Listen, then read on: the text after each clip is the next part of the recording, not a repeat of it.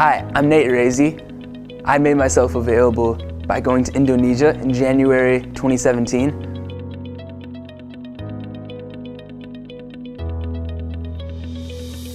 The purpose of the trip was to outreach and to go into the streets and evangelize.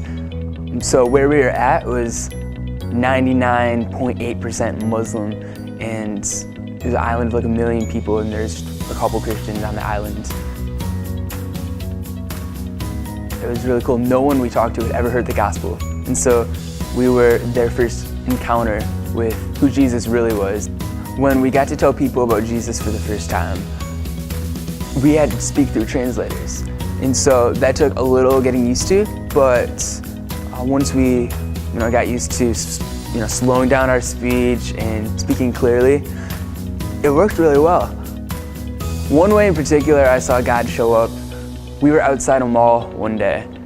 We were praying for God to bring someone close enough to us to start a conversation, because normally people came to us because they called us bule bule, which means white people, but they weren't coming for some reason. So we were just saying, God, bring someone close enough to us. And we were waiting 15 minutes. I said to my partner next to me, hey, we should just go inside and find someone. He's like, let's just wait one more minute.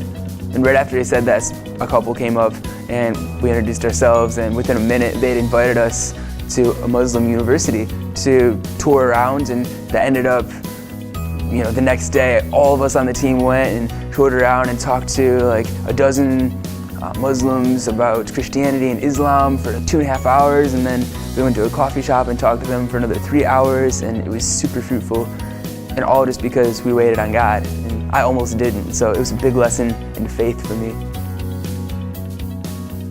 When I think of the word going for missions, I think a lot of people think of going halfway around the world like I did.